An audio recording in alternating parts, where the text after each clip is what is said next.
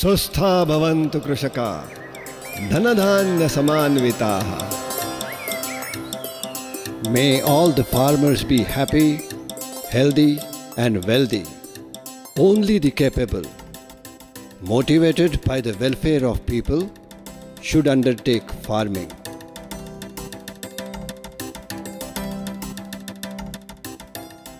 An incapable farmer eventually lands himself in misery. Sage Parashar. Namaskar. Welcome to Krushak Ashram, a place for all those who have taken to farming as a way of life.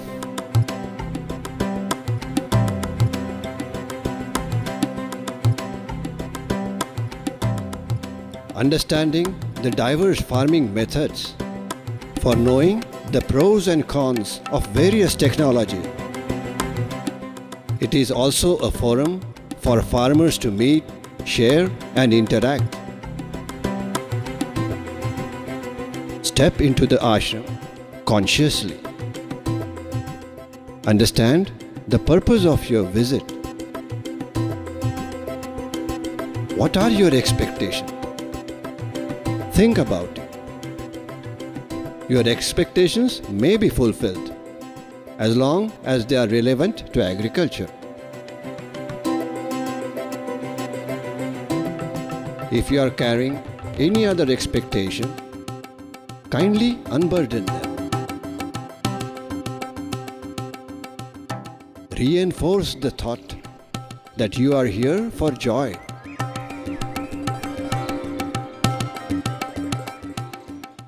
While you are here, keep your thoughts focused on farming. Contemplate on what best we can do.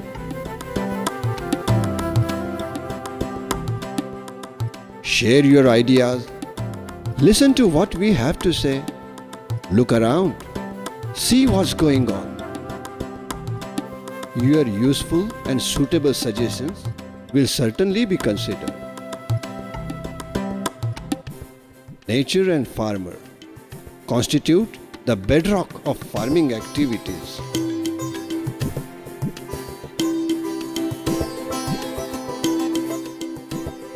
Please bear in mind that everyone at the ashram is a shramik, passionate, humble, hard worker. Here, all are equal. There are no superiors and subordinates. Nobody is an owner and none a servant. He or she is a shramik in this unique work culture. They understand the intricacies of various seasons. They know what needs to be done in the rains, summer and winter. It is a closely knit commune that holds farming and the soil close to their hearts. This encompasses each one, the women, the men and the children. Everyone out here is a farmer.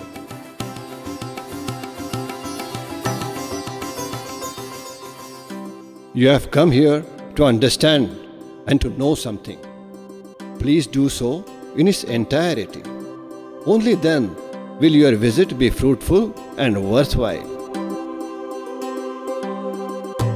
If you turn up casually and leave without learning anything, we will feel hurt.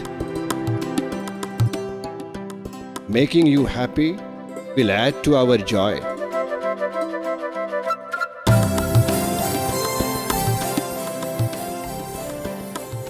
Meandering through the ashram, you will perhaps come across a different farmer. He is working hard, preserving and protecting the soil. He is not confronting the soil, he is nourishing it with care and compassion. He owes his very existence to the creative ability of the soil.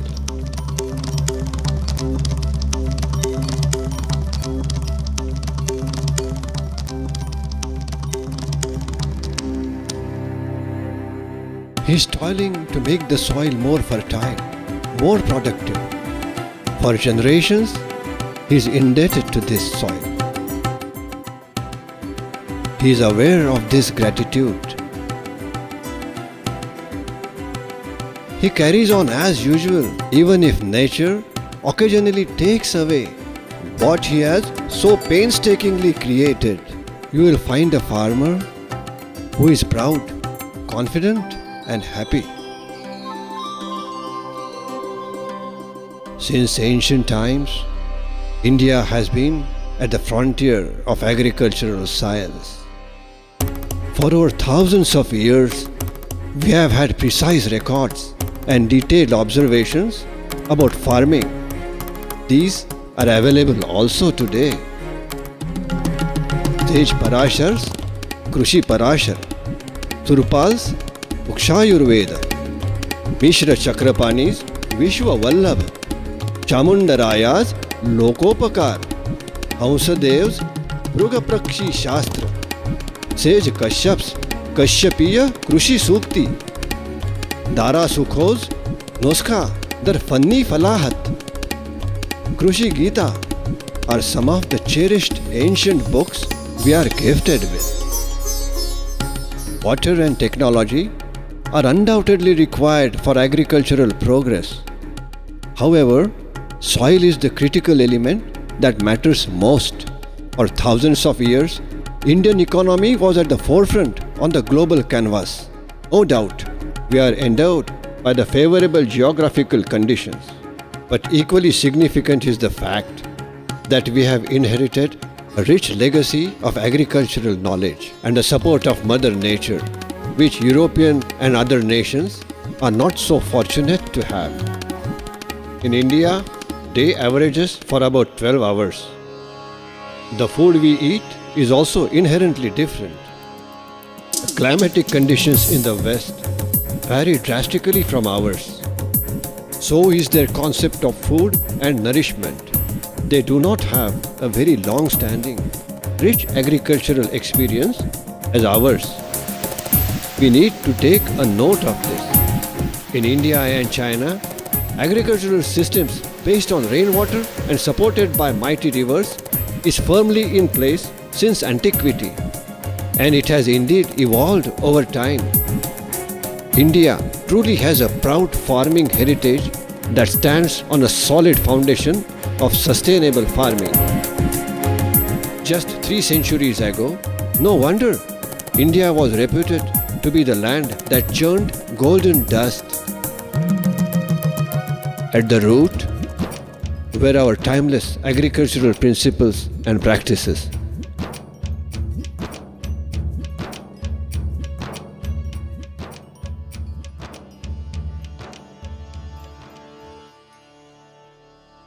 The dawn of Industrial Revolution in Europe heralded a new era.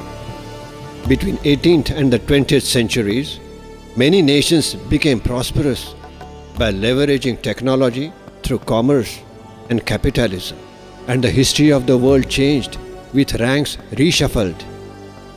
Slowly but surely, India was going down the path of decay and destruction.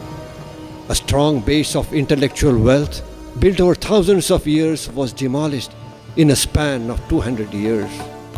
Once known as a land that emanated golden smoke, India soon came to be known as a nation of snake charmers and magicians.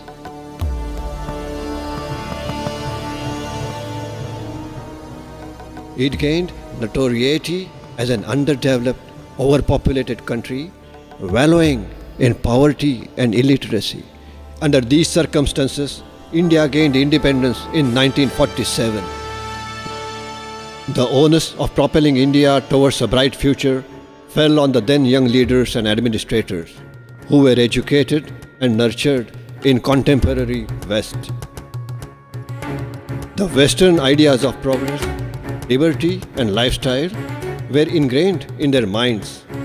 The planning for a new strong India was tied to the thought of urbanization, rapid industrialization, and the pursuit of science and technology. Times changed, policies changed. Islands of progress and prosperity flourished. However, even today, society as a whole doesn't seem to embrace life. Villages today have roads, but there are potholes as well. Electrification has reached hamlets, but power load shedding is a dark reality. Houses of cement and steel dot the city space in search of humanity. Instead of families staying united, the number of nuclear families is growing alarmingly. Village fairs and melas have lost their earlier charm. Mobile phones have made communications easier, but isn't the conversation lost? The nagging question is, has there really been a revolutionary change in the society?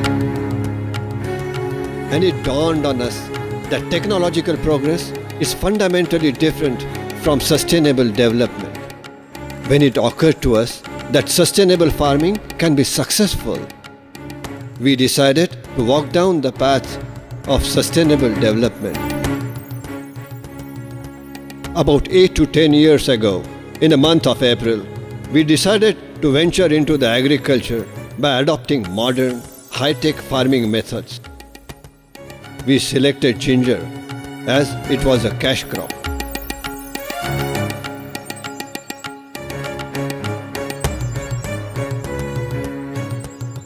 Water supply is the basic support element for farming. To ensure adequate water supply, we first laid down 4.5 kilometers of pipeline.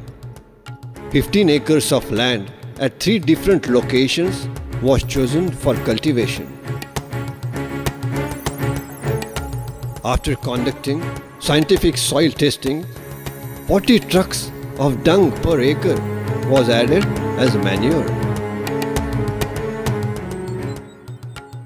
Organic, biological and chemical fertilizers were then added. To be at the forefront in modern farming, we also installed high-tech microspray sprinklers. And then we planted ginger on well-prepared soil beds. The plantation activity culminated at the end of May. During June and July that year, the rain gods graced on us with a record monsoon. Draining off of excess water posed a big challenge. But we managed it by deploying extra farm hands. But the excessive growth of unruly weeds was still a big problem, for which the rains had to stop. Eventually, we were able to bring it under control. After Dussehra, we topped up the soil and regularly applied fertilizer. By December-January, except for a few instances of pest infliction, the crops seemed to grow pretty good. Harvesting for ginger began in April. But the yield was even less than what an average farmer would have achieved. Why did it happen so? We held in-depth consultations with experts on this. We decided to embrace other new technologies and solutions as suggested. A polyhouse was promptly put up. Records for the inputs and expenses were painstakingly kept. A review was taken after some time, but it became apparent that the activity wasn't much productive.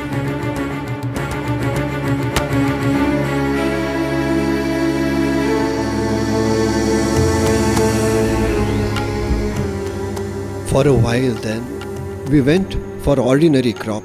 Our focus now was to control the capital expenditure.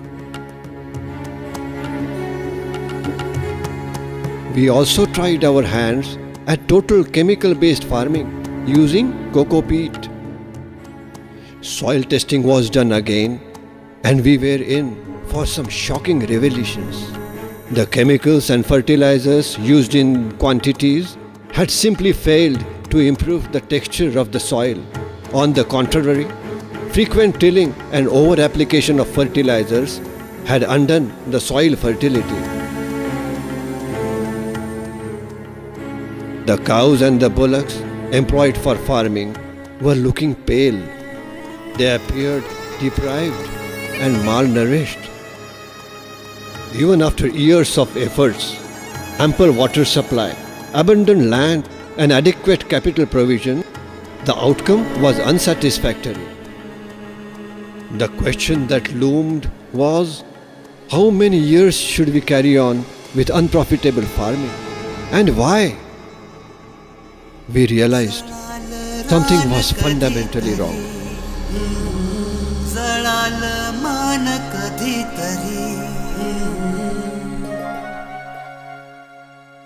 Many people enthusiastically advise on how to do agriculture, but none of them practice it practically on the field. Then what good are these suggestions? Some of these may technically be correct, but they are not practical. Sage Parashara has rightly said in his 2500-year-old book Krishi Parashar, one who has no hands-on experience of agriculture but boasts himself to be a farming expert, all his knowledge is in vain. We then first turned our attention to the Indian native cow breeds.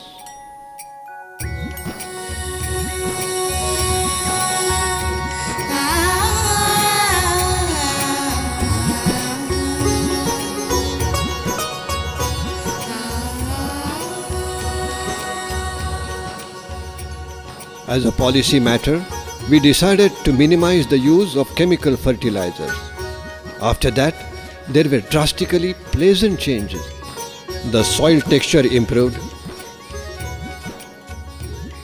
Pest infliction dropped by 75%, and the farm hands had to handle a lighter workload. The stress was busted.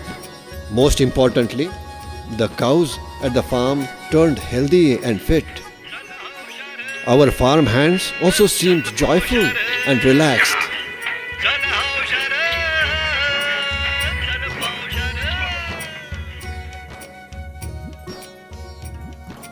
Experience compelled us to believe that our great ancestors have very wisely developed sustainable farming practices. Manure is not just any dung, it's the manure produced from Indian native cow.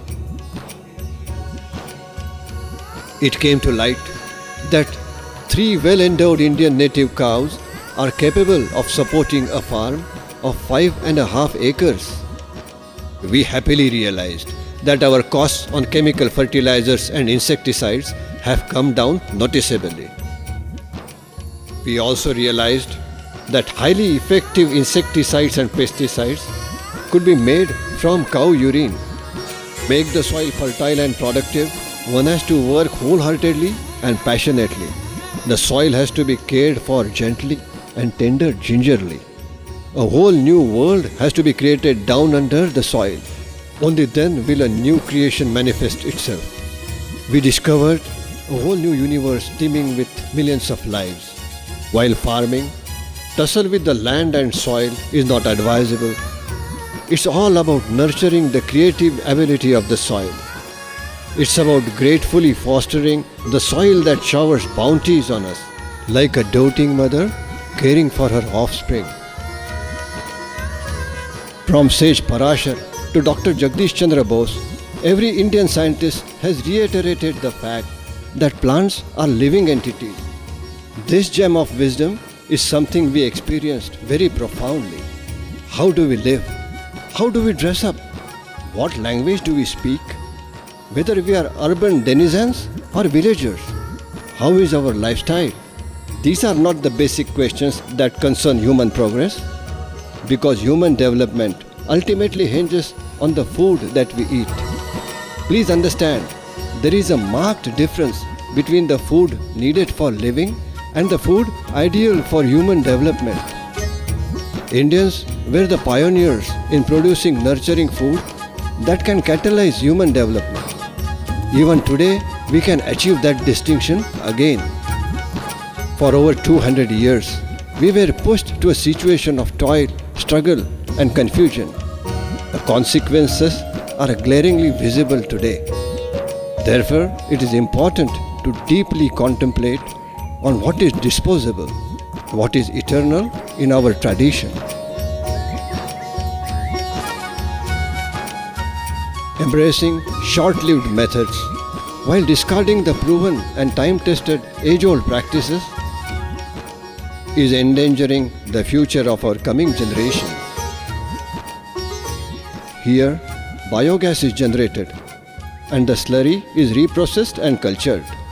After soil testing, it is applied according to the need and the texture of the soil.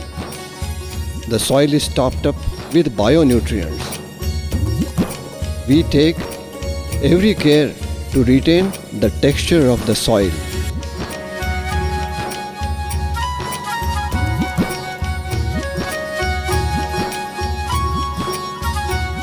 After all, the land that produces our food is equally important as the food that we eat.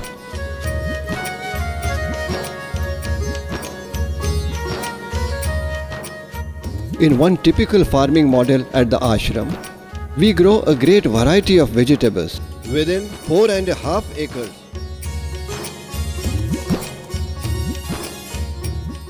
We enjoy a yield of about 4 tons per week.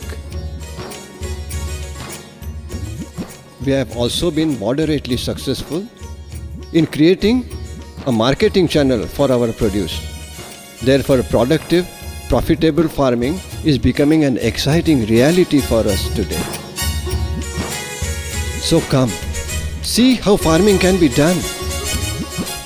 Get to know whether it could be profitable. Share your experiences with us. We will indeed exchange ideas and thoughts. If sustainable farming gives tangible results, it is our collective responsibility to hand down this knowledge to our future generations. We must make every effort to preserve our land and the sanctity of the soil. The pain that is yet to come is to be avoided. If we realize what we already have, we are certain to get what we are striving for.